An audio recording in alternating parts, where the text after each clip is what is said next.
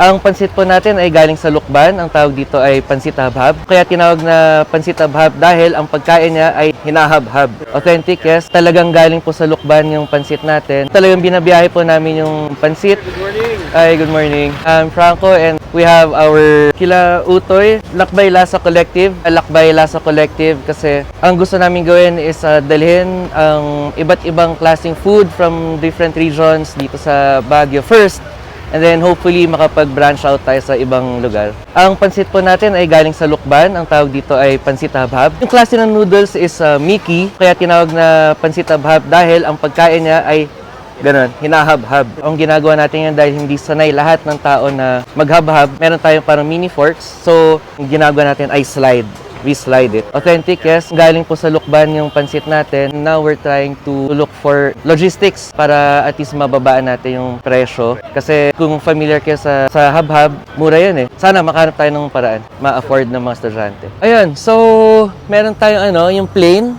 Kasi sa Lukban, kinakain talaga yung pansit na plain. And we have add-ons. So, additional 5 pesos for the veggies. Kung gusto mo with chicken with veggies, additional 10. Kiniing with veggies, additional 20. We also have, kakadating lang po yung ating special na batak longganisa. Ini-import po natin lahat. Yung street food branch is right in front of Baguio Cathedral sa post office. But our main branch is in front of St. Vincent Church sa Nagilian. Hours natin is 9 to 7 dito sa session. Okay, sige po. Thank you po, sir. Thank you very much. Meron silang pansit habhab from someone na lumaki sa pansit habhab. Ganito dapat kasi yon sa leaves ng saging o kaya naman sa stem niya. Then kaya siya habhab kasi, hahabhabin mo nga siya ng ganon. Pero ang demand nga ng saging, yung leaves niya, mahirap. Kaya ganito na lang. So sabi ni sir, may instruction daw kung paano kainin. Medyo igaganon mo daw. Ipupush na lang. Parang mas gusto ko talaga na habhabin siya. Hello, hello. Ako po, nostalgic. Yung iba daw, ang feedback nila, medyo mas sauce. Ako pagkakaalala ko, hindi siya masyadong masos. Tapos okay na to para sa akin, yung medyo dry lang. Kasi nakakapapin mo siya. So madaming kayat-kayat pag may sauce. Just in case gusto nyo ng may sauce, pwede din naman mag-request. Dadagdagan nila. How's it taste? Oh, How's it, no? Pansit, yeah. Chicken, yan yung 35 natin. 35. Ito, 35 lang. Kung plain, ay hello, po. Hello. Thank you po. Kung plain lang 25, ito may chicken. Plus 10, 35.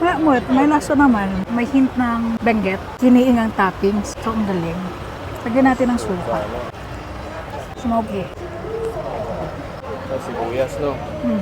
Yung pansit, may timpla siya. Ito naman yung may longganisa. So, ang stock daw ni sir ay from Batak. So, Batak longganisa. Feedback ng ibang mga nakatry na dito, may mga taga Lucena. Saan pa yung isa? Kasi mga taga Quezon, umix daw yung gusto ng iba saucy, tapos yung gusto ng iba is dry.